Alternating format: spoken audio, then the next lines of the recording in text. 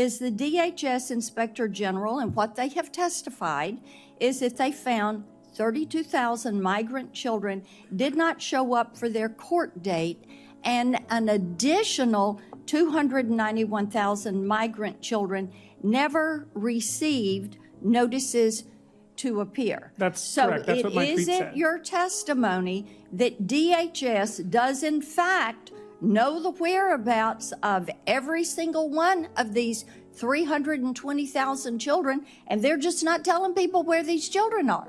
Ms. Morin, I am so sorry for your loss.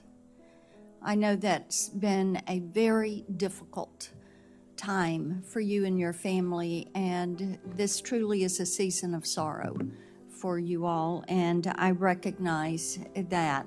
I find it so interesting. This open border policy that we've seen is not a compassionate policy. I've talked to people that work with trafficking and sex trafficking, and what is happening to women and children is abhorrent. And we all are fully aware of that. Mr. Chairman, I appreciated your remark that we should deport those that are truly a danger to Americans. I think that's accurate. I don't think there's anyone would disagree with that. We've all seen the uptick in violent crimes, such as Ms. Morin and her family have experienced. And this is the reason I reintroduced my CLEAR Act this year, which would enable local law enforcement, when they apprehend someone who's in the country illegally, to detain them and then call on ICE to deport them. And then the federal government have to repay that local law enforcement agency for what they've spent in that apprehension, that detention. And we should pass this bill today. And that would be a good thing for this committee to be doing this last week. Pull it up, put it on the hotline, and run it.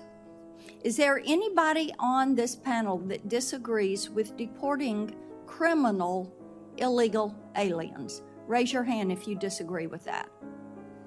Everybody agrees those that have committed crimes against our citizens should be deported. Mr. Arthur, I want to come to you. Talk for just 1 minute about why it is important that we empower local law enforcement to carry out the job that the federal government has not done. Well, you actually heard Mr. Reichlin-Melnick talk about how few ICE enforcement removal officers there are. There's always going to be a set number of those individuals. When you allow police officers who are involved in their community, who are the first line, actually putting hands on criminals, they're going to be the people who are best able to pull those individuals out of the community. And it's important to note, Senator, that when you talk about immigrant crime, Ms. Morin's situation is horrible, and every crime is horrible. So much of that immigrant crime takes place in immigrant communities. Sanctuary jurisdictions do nothing but punish the immigrants that those individuals that live in those communities, that those criminals are sent back to. So that's why it's absolutely crucial. I appreciate that. So I think we should move forward with my legislation, Mr. Chairman. Mr. Reichlin-Melnick, I'd like to come to you. I want to talk about some of your tweets. You've been active on X. Here's one. This is bad analysis that bears little resemblance to the facts. The Remain in Mexico program was not very successful. It was a human rights disaster that fed people to the cartels with not much impact on border crossings. Plus, Biden ended it when it was barely in use at all. So that's correct. Let's talk about that. So do you still believe that Remain in Mexico was not very successful?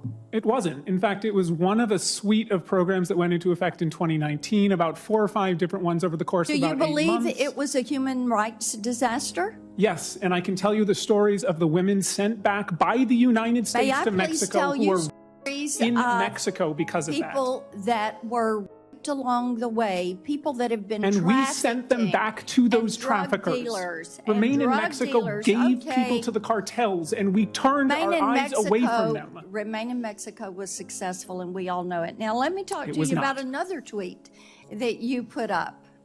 There are not 320,000 missing children. That's correct. That number is a false interpretation of a DHS OIG report that said that 32,000 people who entered as unaccompanied children from 2019 to 2023 were ordered deported for missing court, and ICE failed to file charging documents for 291,000 more. That's right. Now, that's an accurate description of the OIG report. This is a human rights disaster because what we have heard is the DHS Inspector General, and what they have testified is that they found 32,000 migrant children did not show up for their court date, and an additional 291,000 migrant children never received notices to appear. That's correct. That's what my tweet said. Is it your testimony that DHS does in fact know the whereabouts of every single one of these 320,000 children, and they're just not telling people where these children are?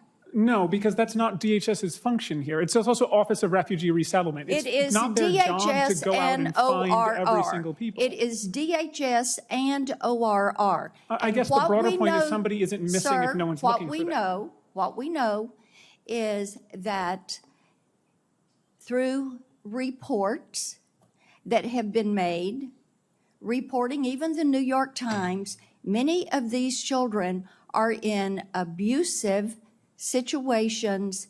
They are working in plants, and indeed, DHS says that you've got this 320,000 migrant children that cannot be located. That is a human rights disaster. I yield back. Senator Blackburn, they did not say they can't be located. They said that they had not even attempted to file charging documents. My time has expired. I yield back, Mr. Chairman. I'm going to give the witness an opportunity to finish his remarks. I just want to know, the DHS report did not say these children were missing. It said that ICE had failed on the job to actually start the court process for them.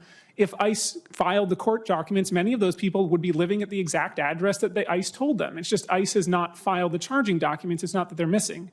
And of course, exploitation is very real, and we've called for more labor enforcement to ensure it doesn't happen.